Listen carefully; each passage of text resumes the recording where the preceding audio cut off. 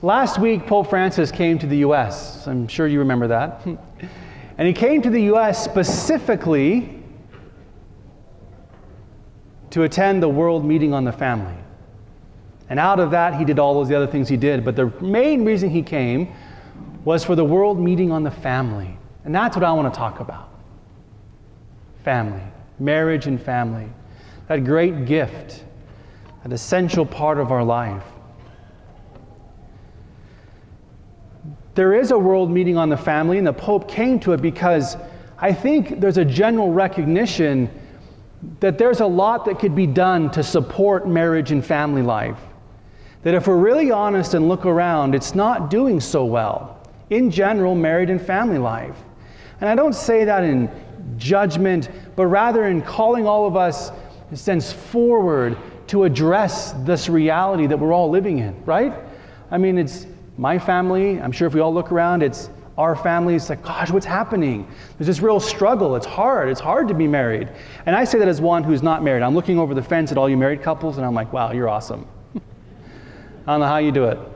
And people look at me like, Father, I don't know how you do it. I guess that's what a vocation is, right? We're called to specific things, but God bless you in your married lives, because I think particularly in today's day, to be married is extremely difficult.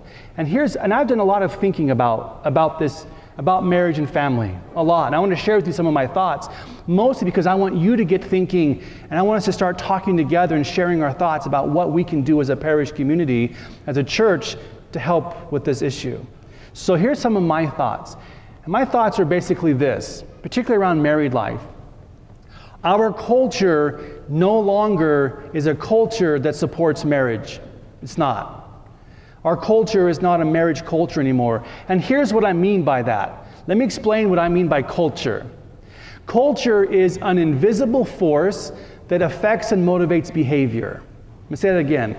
Culture is an invisible force, so you can't see it, but it motivates and it affects behavior. Culture elicits a response to us. And let me give you an example of what I mean by that. Tomorrow when you go to work or you're amongst wherever you're at, you're in school, why don't you stand up and tell a really bad racist joke? And just tell me what happens. I mean, no, don't do that actually. Please don't.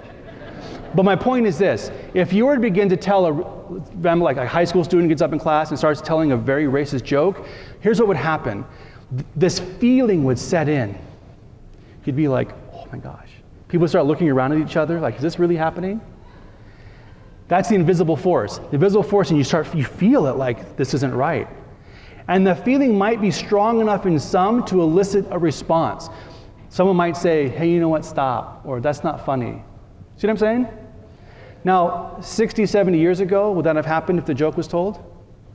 Probably not. They'd be like, haha, tell another one.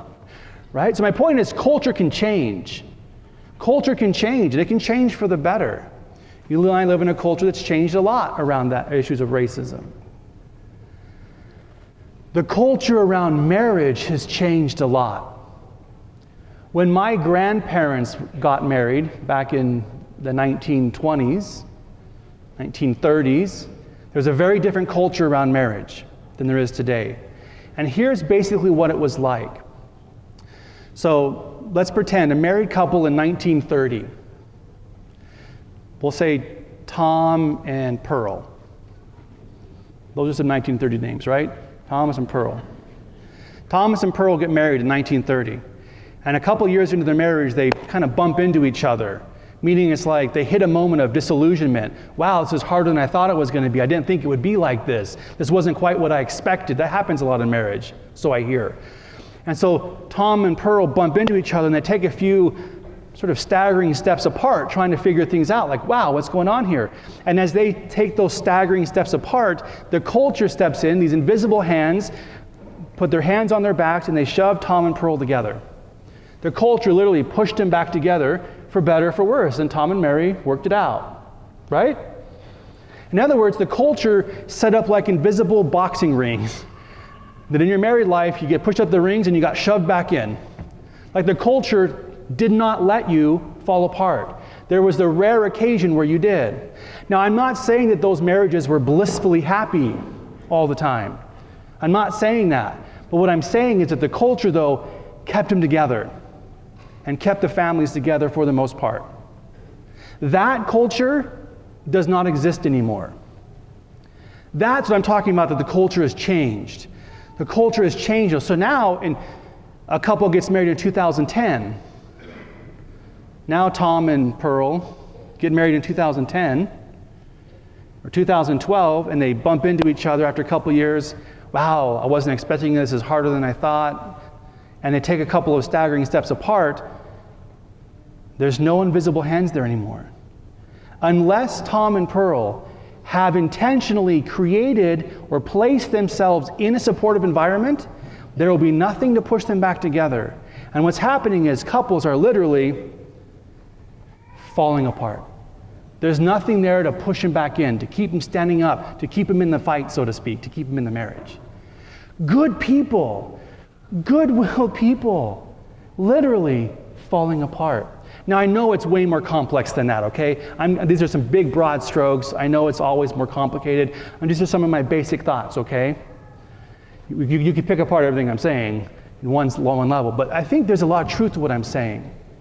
And so I think what the church was wanting us to do, and what we need to get at as a community, is what can we do to rebuild that support structure for married couples and for families? That's what I think we need to be focusing on as a community, as a church. How can we reconstruct or build a new support system for married couples?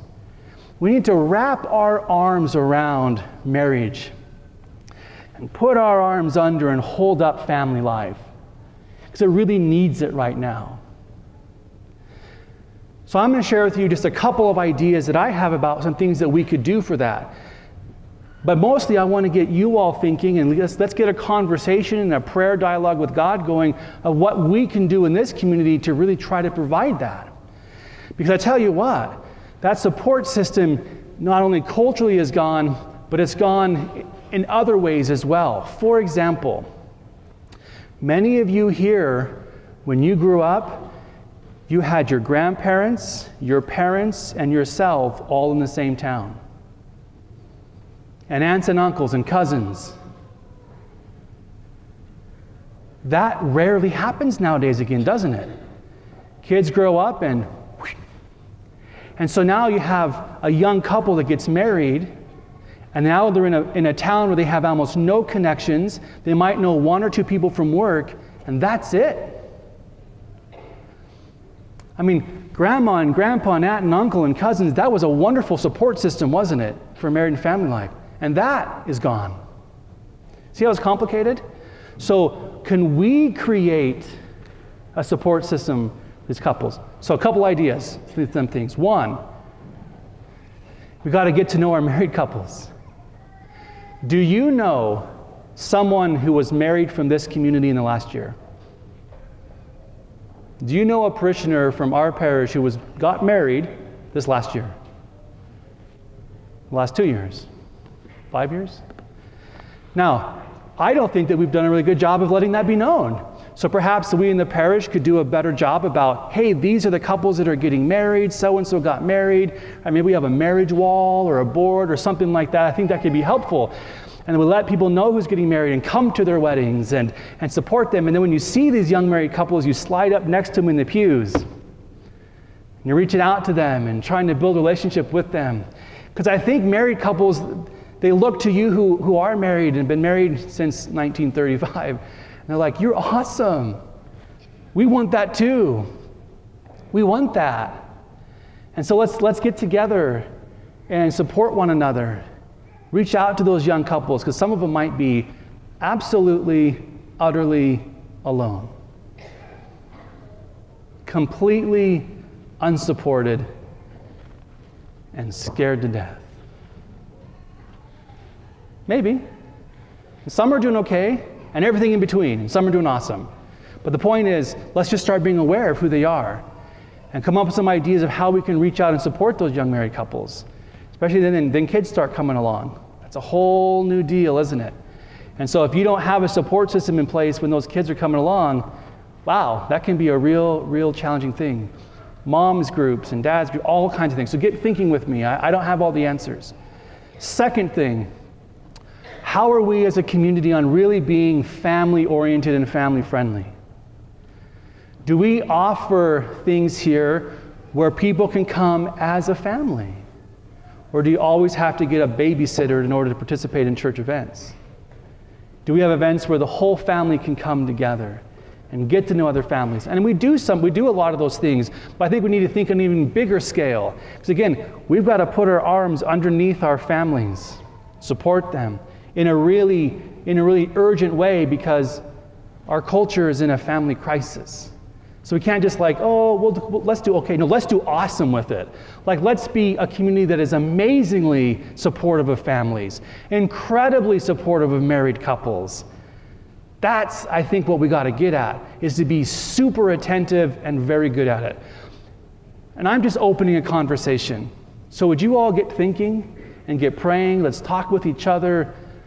Share your ideas with me, with other people in the community and pastoral council, some things that we might be able to do to build up married life and build up families.